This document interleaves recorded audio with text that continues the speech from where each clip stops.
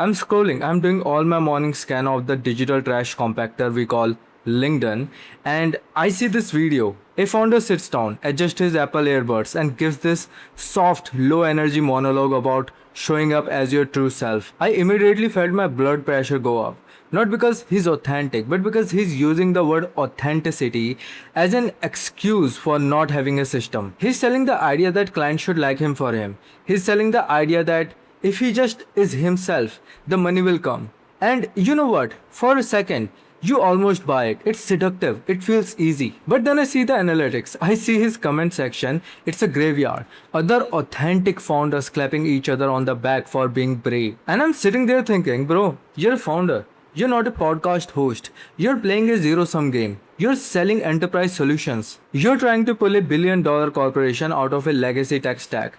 And you think being authentic is the magic key.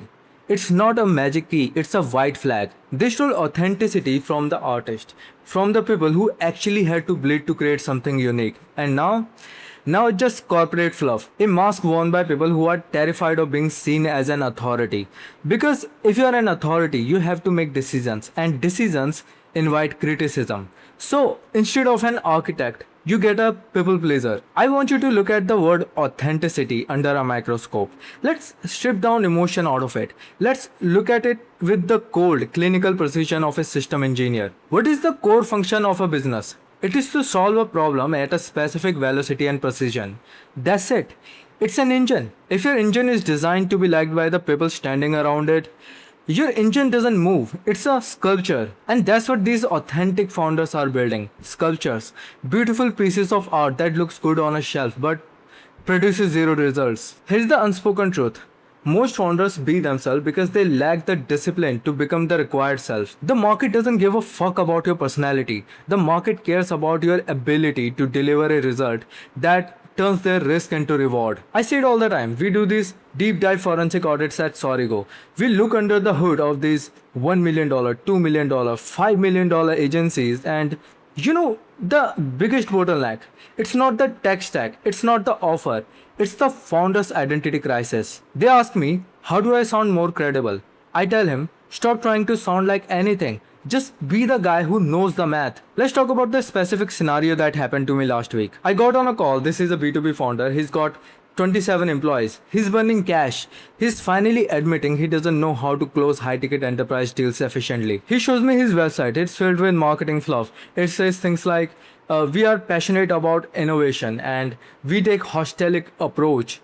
You can smell the fear coming off the page. I ask him, who wrote this? He gets all proud like he's sharing a secret and says, I did. That's just me being authentic. I wanted the client to know who we are. And I wanted to laugh, but I didn't because I realized he's not in the building business. He's into getting to know you business. You think the CTO of a defense contractor wakes up in the morning wondering if the vendor is authentic. No, he's waking up wondering, will this system break under load? Will this data get leaked? Will I get fired for recommending this? That's the real pain, not whether you had the nice morning coffee. This is where the corporate predator comes in. The old guard. They love this new authenticity trend. You know why? Because it gives them an excuse to do nothing. The old school corporate executive, the guy who hides behind middle managers, who asks for 3 meetings to approve a font change, who has never built a thing. He cannot survive in a world of cold sovereignty. He needs you to be authentic. He needs you to be emotional. You know why? Because if you're emotional, he can manipulate you. If you are feeling uncertain, he can step in and say, let's align on this. If you are just being yourself, a scared, tired, broke founder, he can dominate you with his useless meetings. But if you adopt the Swarigio standard, if you adopt cold sovereignty, what happens? He has nothing to say to you because you don't need his approval. You don't need his sign off. You just need him to sign the check. And he will because you scared him. That's the definition of a new predator, the architect who refused to be liked. Look, I see the authenticity push as a symptom of a deeper rot. It's a sickness that has infected the entrepreneurial class. We have a generation of founders who want to be carried by the community. They want to be cuddled. And right now, too many founders are working the shift. They are taking the emotional cues of their employees or their competitors. They are being themselves by copying the language of the crowd. That's not authenticity.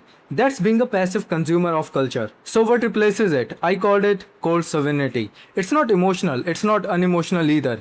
It's something else. It's the removal of the ego from the execution. When I sit across from a prospect, I don't care if they like me. I care if they respect the logic, if they see the structure. If a founder is selling authenticity, they are selling their ego. Buy from me because I'm a nice guy. If a founder is selling cold sovereignty, they are selling the result. Buy from me because I have the blueprint. One of those gets you paid, the other gets you compliments. And I don't know about you, but I can't pay my engineers with compliments. So I'm going to challenge you, and I want you to actually do this. I want you to look at your content, look at your sales call, look at your website, and I want you to ask yourself one structural question.